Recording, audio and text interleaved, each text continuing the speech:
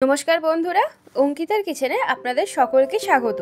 আপামর বাঙালির ভীষণ প্রিয় এই রেসিপি বাঁধাকপি দিয়ে মাছের মাথা বা ছেঁচড়া খুব সহজ পদ্ধতিতে এবং কম উপকরণ দিয়ে আজকে বানিয়ে নেওয়া যাক রান্নাটি।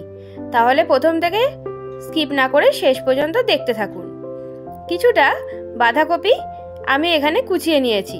অফ সিজনের বাঁধাকপি, তাই একটু হালকা সেদ্ধ করে নেব। হাফ কাপ জল দিয়ে প্রেসার কুকারে একটা সিটি দিয়ে নিলাম। এবার একটা বড় কাতলা মাছের মাথা ভালো করে জল দিয়ে ধুয়ে তার মধ্যে লবণ আর হলুদ দিয়ে ভালোভাবে আমি মাখিয়ে নেব। আমি এখানে কাতলা মাছের মাথা ব্যবহার করেছি, আপনারা চাইলে রুই মাছের মাথাও কিন্তু ব্যবহার করতে পারেন। এবার কড়াইতে বেশ খানিকটা সর্ষের তেল দিয়ে আমি কাতলা মাছের মাথাগুলো ভেজে নেব। কড়াইতে সব মাছের মাথাগুলো দিয়ে যতক্ষণ না লাল লাল হয়ে ভাজা হয়ে আসছে ততক্ষণ অপেক্ষা করব। এবার মাছের মাথাগুলো দেখুন ভাজা হয়ে এসেছে। অন্য একটা পাত্রে মাছের মাথাগুলো তুলে নেব। এবার সেই তেলের মধ্যেই দিয়ে দেব কেটে রাখা আলুগুলোতে প্রথমে আমি লবণ হলুদ কিছুই দেব না। অল্প ভাজা হয়ে আসলে তারপরে দিয়ে দেব কিছুটা হলুদের গুঁড়ো ও কিছুটা লবণ। প্রথমেই যদি আমি হলুদ বা লবণ দিয়ে দিতাম তাহলে কিন্তু আলুগুলো থেকে জল ছেড়ে দিত।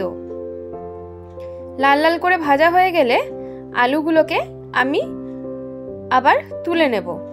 তুলে নিয়ে সেই তেলের মধ্যে দিয়ে দিলাম গোটা জিরে, দুটো তেজপাতা আর দুটো শুকনো লঙ্কা। মশলাগুলো ভালোভাবে ভাজা হয়ে এলে দিয়ে দেব একটা বড় মাপের পেঁয়াজ, হাফ মুন স্লাইস করে কেটে রাখা। পেঁয়াজটা একটু ভাজা হয়ে গেলে বাকি গুঁড়ো মশলাগুলো আমি দিয়ে দেব, যেমন হলুদের গুঁড়ো, ধনে জিরে গুঁড়ো রোস্ট করে নিয়েছিলাম সেটা, আর দিয়ে দিলাম একটা টমেটো। এবার মশলাগুলো খানিকটা কষা হয়ে এলে দিয়ে দেব একটু কাশ্মীরি রেড চিলি পাউডার। মশলাটা দেখুন কষা হয়ে এসছে। এবার ভাপিয়ে রাখা বাঁধাকপিটা আমি দিয়ে আর একটু ভালোভাবে মশলার সঙ্গে নেড়ে চেড়ে কষিয়ে নেব। আমাদের এখানে বাঁধাকপি 12 মাস কিন্তু পাওয়া যায়। আমাদের পশ্চিমবঙ্গেও এখন কিন্তু 12 মাস শীতের সবজি অ্যাভেলেবেল থাকে। এরপর ভেজে রাখা আলুগুলো আর কিছুটা আদা আমি গ্রেট করে রেখেছিলাম এবং মাছের মাথাটা দিয়ে এইভাবে ভেঙে নিয়ে আমি কিছুটা ঢাকা দিয়ে সেদ্ধ হতে দেব।